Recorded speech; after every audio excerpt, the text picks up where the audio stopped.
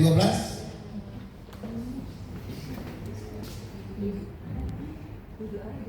Ya, Mazmur 46 ayat 12. Tuhan semesta alam menyertai kita, kota benteng kita ialah Allah Yakub. Terima kasih. Jadi di ayat 12 itu poinnya di situ, Tuhan menyertai kita. Dari tadi Mazmur 2 Tuhan tempat perlindungan. Mazmur 3 dan 4 bencana di bumi. Mazmur 5 dan 6 Tuhan akan menolong kita. Yang ketujuh peperangan di bumi. Ayat 8 Tuhan menyertai kita. Ayat 9 dan 10 Tuhan akan mengakhiri krisis dunia. Dan ayat 12 Tuhan menyertai kita. Endingnya apa? Dari bencana di bumi, bencana alam, gempa bumi, ya banjir, terus peperangan di bumi. Di situ endingnya apa? Tuhan menyertai kita. Kita akan selalu berdoa, Tuhan sertai kami, lindungi kami Tuhan. Jadi dari 1, 2, 3, 4, 5, 6, 7 poin ini ada 4 hal yang positif. Pertama apa tadi? Tuhan tempat perlindungan. Ya 5 dan 6 Tuhan akan menolong. Kemudian ayat 8 Tuhan menyertai kita. Dan yang terakhir Tuhan menyertai kita. Jadi dalam kehidupan itu endingnya bahwa janji Tuhan itu di dalam perjuangan hidup, di dalam menghadapi masalah rumah tangga, masalah apapun, endingnya Tuhan menyertai kita. Jadi kalau kita membuat satu cerita atau membuat satu tesis ya happy end itu yang dicari. Tapi dalam proses awal sampai ending itu pasti ada proses ya. Tetapi endingnya itulah yang membuat kita suka ya, bahagia. Sampai di sini pelajaran hari Minggu dan Senin. Mungkin ada yang mau bertanya atau menambahkan. Waktunya sampai kapan nih Pak Ketua?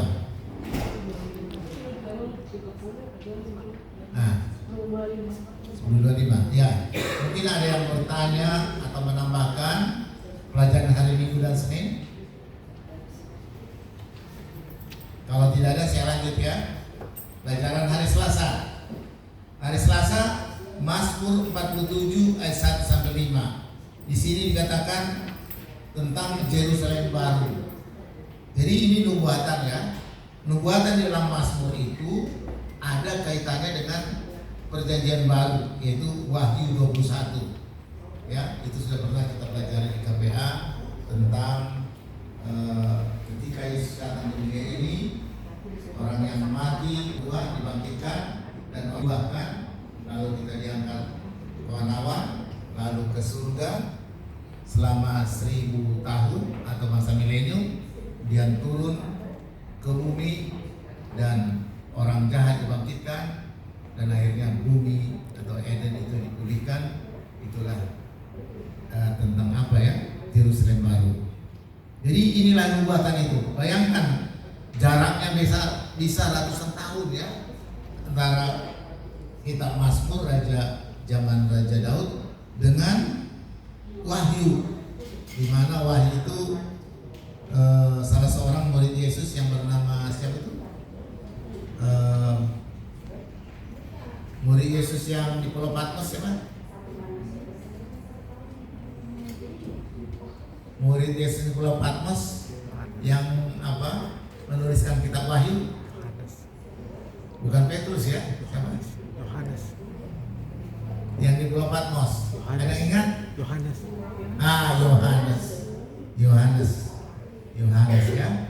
Nah ini ada kaitannya. Bayangkan kitab Mazmur zaman Raja Daud dengan Yohanes sudah jauh sekali, ratusan tahun.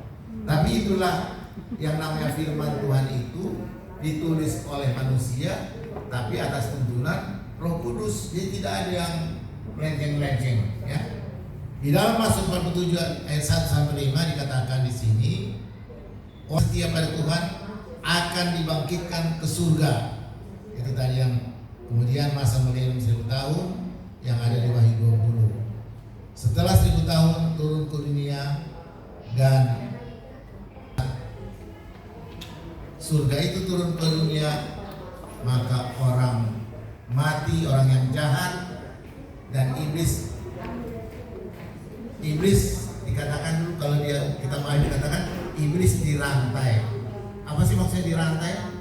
Bukan berarti dirantai secara fisik ya, tetapi iblis itu jobless, gak ada kerjanya. Karena orang yang jahat itu sudah mati ya. Tapi ketika orang jahat itu dibangkitkan kembali, iblis merasa ada pendukungnya. Ayo kita serang kota itu, katanya. Tetapi disitulah penghakiman itu ya. Api dan belerang dari surga datang menghanguskan iblis dan malaikat-malaikatnya dan pengikutnya. Yang paling lama siapa dihukum? Tentunya iblis ya, karena dosanya paling banyak. Kalau yang lain mungkin hanya kertas-kertas, karton-karton, itu sebentar dibakar. Tapi kalau iblis mungkin dia dibuat dari ban mobil gitu ya, jadi lama dibakarnya baru habis ya. Kira-kira gitu gambarannya. Nah, kemudian kita beralih ke hari Rabu. Hari Rabu Mazmur 75, judulnya adalah penghakiman. Itu juga ada kaitannya dengan Wahyu 20 ayat 7 sampai 10. Nah, di situ dikatakan orang-orang jahat dibangkitkan. Nah, di situ dari penghakiman tadi ya. Lucifer dan orang-orang jahat dan malaikatnya akan dihukum ya. Jadi apapun Tuhan itu begitu. Ada batas waktunya. Kita ingat zaman Nuh, manusia makin jahat, Tuhan tidak membiarkan kejahatan itu berkembang terus, dihukum dengan air bah. Kemudian Sodom dan Gomora juga Tuhan hanya memberi waktu